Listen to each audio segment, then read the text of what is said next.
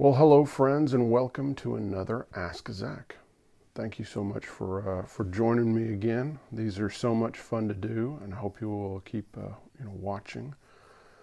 Today, I wanted to talk about Frankenstein Telecasters and how fun they are. And the reason they're fun is because you can mess around with them and change parts on them and do whatever you want to them, and not feel like you're devaluing it. So I have some nice. I have a vintage telly, and I have some tellies that were made by some great builders, and maybe you change out pickups and stuff like that, but the kind of the freedom to really mess with it is not there to a degree. So I wanted to tell the story of my Frankenstein telly.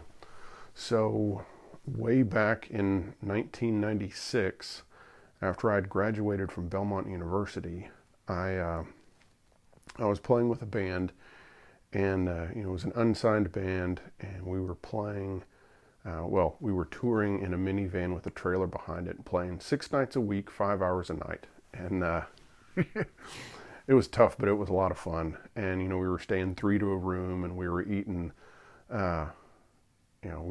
cereal and the cheapest white bread and the cheapest sandwich meat and cheese that we could find, and we were just scraping by, playing covers, but it was a lot of fun. And while I was out there, I bought a 1982 52 reissue Telecaster, and so that was the I think they made some in 81, but I haven't seen many. But 82 is really the first year of the 52 reissue that Fender made, and so I played every one, regardless of year, that I could find.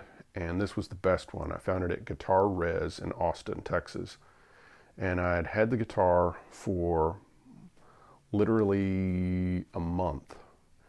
And I had gone to the Ryman to go see a taping. They did, Ricky Skaggs used to do this show called Monday Night Concerts. It was also called CMT Concerts and CMT at the Ryman. It was called a couple different names, but basically it was Ricky Skaggs with an all-star, session player band. So it'd be Brent Mason or Brent Rowan and Paul Franklin and Jeff King and all these cats. I mean, it was killer, and it was free to go to. So of course I would go every chance I could, and they needed a full audience for the taping.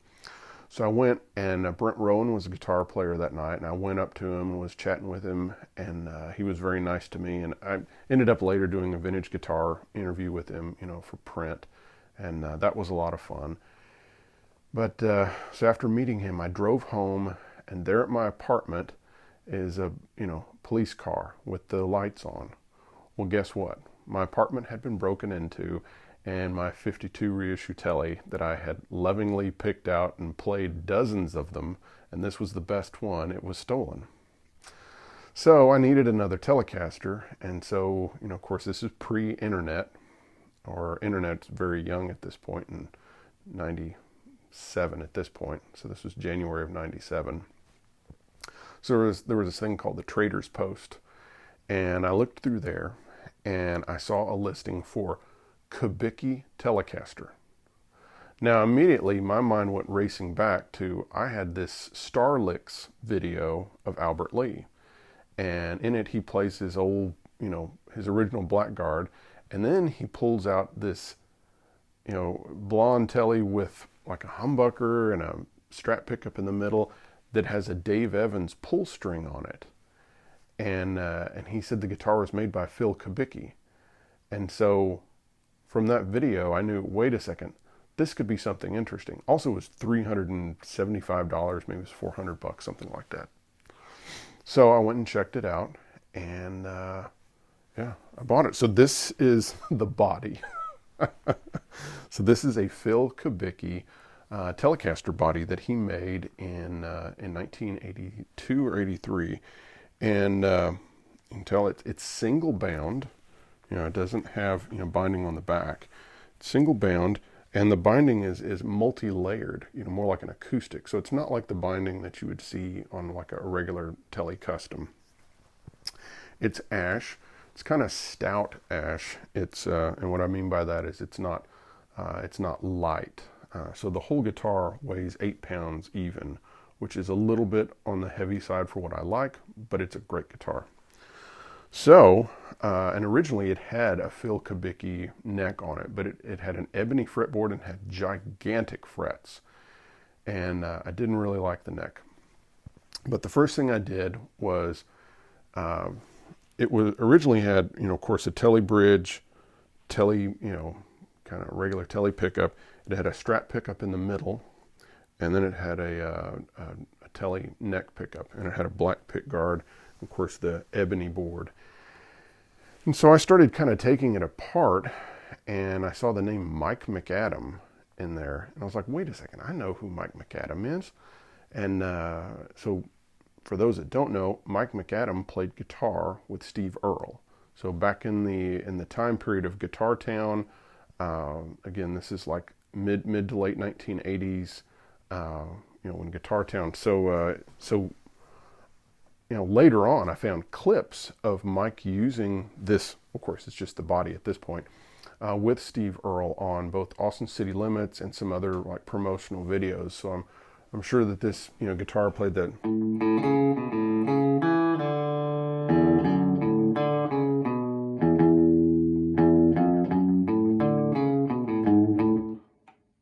So played the little Guitar Town thing that was originally played by Richard Bennett on a Dan Electro 6-string bass. But anyway, so I tracked down Mike McAdam because I'd seen him on television playing with Mary Chapin Carpenter and Foster and Lloyd and Radney Foster, and great player. And so yes, he confirmed that he had gotten the body and neck from Phil Kubicki back in the early 80s after a guitar was stolen from him. So I then started modifying this thing like crazy. So the first thing I did was I had Joe Glaser put a B-Bender on it.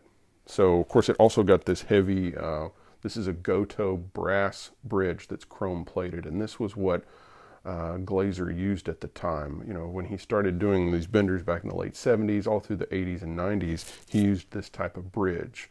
And this type of bridge really makes the guitar sound different. It does not really have the super traditional Telecaster sound. By putting one of these bridges on here, you get more mids, you get more bass, you get more sustain. Now, that can be a good thing or a bad thing. To me, it makes this guitar sound more steel guitar-ish. It doesn't have as much twang. It's still twangy, but it doesn't have kind of the doinky twang that the thin bent metal bridge does. So anyway, so that was one of the modifications. Then, of course, Brent Mason was absolute king at that point, and I wanted to be Brent Mason, so I found a mini humbucker, put it in the neck, had one of those Strat stack Seymour Duncan pickups that had Joe wire it where it was, it had a blend control here instead of a tone control. So you had volume and you had the blend for the middle pickup, and of course had the B-Bender. And then I started changing the necks on it. So this thing has had 5 or 6 different necks. The first neck was put on by a buddy down in Kingsville named Chip Thomas, and I had this beautiful Warmoth flame maple neck. I mean, it was gorgeous. It was stunning. I mean, it just had an amazing amount of both stripe and curl to it. And I insisted that Chip put a very thin finish on it because I wanted it to feel almost like natural wood. Well, guess what? That flamey neck did not respond well to that. And I had the guitar with me when I was living in France. And of course, the place I had didn't have central air and heat. And so when the seasons would change, the neck would just go completely crazy. So at some points it was unplayable like a dobro. And then at other points, the frets would be against the strings and you couldn't play it at all, either way. So I ended up having to jettison the neck. And in France, in one of the guitar shops in Paris, they had an old Schecter Telecaster neck that wasn't really what I wanted, but it was all they had. So put the Schecter neck on there. Then I got back to the States, and then I got another neck. I found a Warmoth boat neck with a big, thick slab board, rosewood fingerboard. and turned it into an Esquire for a while. And then I had another neck put on it, and on and on and on. And finally, I stopped playing this guitar altogether, and I took all the parts off of it, and I just had it sitting around. And finally, I felt bad about it. And so I'd become friends with Dan Strain, and he was local, and I said, can I give you this body with a bender on it, and will you put another neck on it and kind of rehab this thing to make it a guitar again, instead of just being an old beat up body? And Dan agreed, and I'm grateful. So he put one of his soft V necks on here, and put a pick guard and kind of wired up, put some knobs and everything on it. Right now this is an adder neck pickup. It's another one that I had. And this is a Ron Ellis 60T bridge pickup. And it's wired kind of normal Telecaster style, except the tone control only affects the bridge pickup. So, and the reason I do that is because I like to set my amp sound with the neck pickup. And then I go back to the bridge pickup, and then I can roll it down, however much I need, because that's what you're probably going to need to do is just take some treble off. And so that's what I do. And so that way I have a great, what I think is a great, neck sound, and then I can go to the bridge pickup and kind of darken it. So, yeah.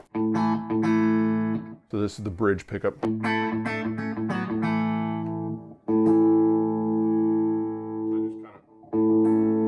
then I'll kind of bring it up slow.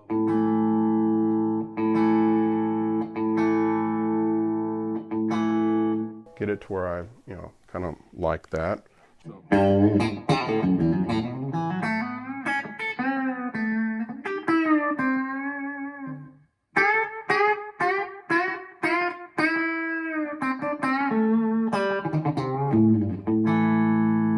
And of course you got the bender. So let's go bender crazy.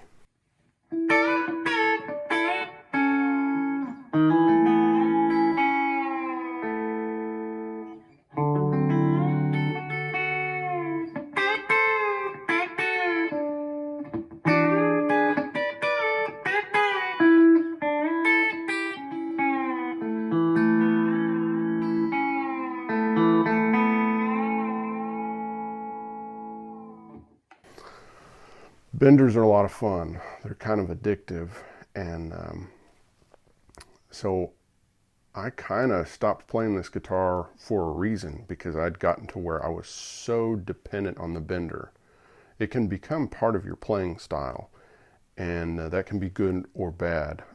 It can be bad in that you can get to where if you go to a jam session or something like that, you're not comfortable playing a guitar that doesn't have a bender on it.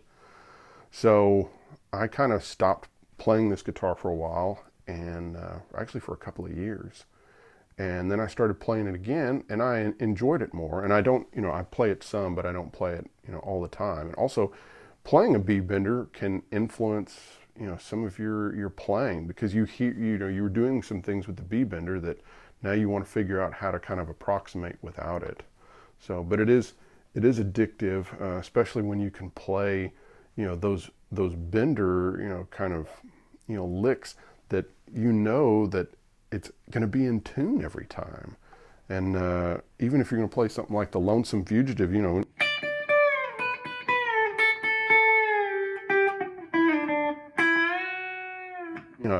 it's nice when, you can do that instead of... See, I kind of flubbed that first bend.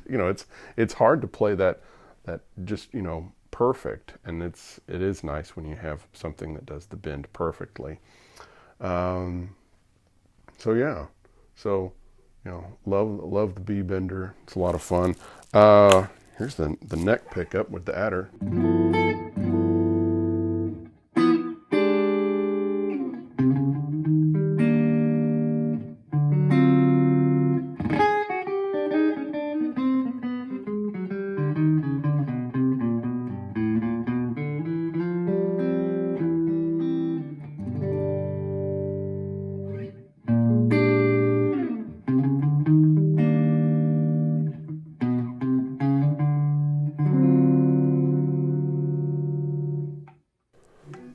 both pickups.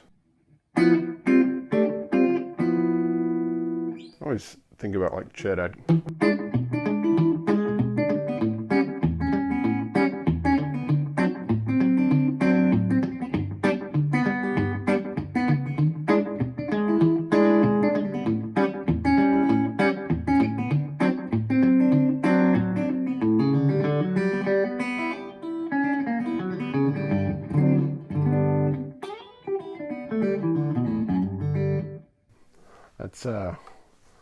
That's from my old wonderful guitar teacher, Pat Grogan. He is still alive and kicking, and I love him and miss him. I don't get to see him very much anymore down in Corpus Christi. Chet style, finger style player, and he tried to get me to play with a thumb pick, and he taught me some of those licks and things like that. I kind of butcher, but I love that and grateful for his teaching and mentorship. So thank you, Pat. So that's kind of the guitar. It's been through a lot. I played it, on the Grand Ole Opry with Brad Paisley and Steve Warner. Played it with Buck Owens at Buck's Crystal Palace. Took this guitar all over the world, and it's fun to have a guitar that you've had for a long time, and also one that you just kind of feel the freedom that, I can change the pickups out, I can put a B-Bender on it, I can do whatever I want to it, and it's just my guitar, because if you have like my '67 Tele back there, it's like, if I start jacking with it, it'll ruin the value. The only way it doesn't ruin the value is if you're Vince Gill or Brad Paisley. They can modify a guitar and it just makes it, more theirs. So, but you and I are not them. So, anywho, I hope you've enjoyed this episode. I was using this Mirage Compressor by FX Engineering and the Boss DM3 analog delay with just a single repeat. We've got Deluxe Reverb. Now, this one up here I'm not actually using, funnily enough.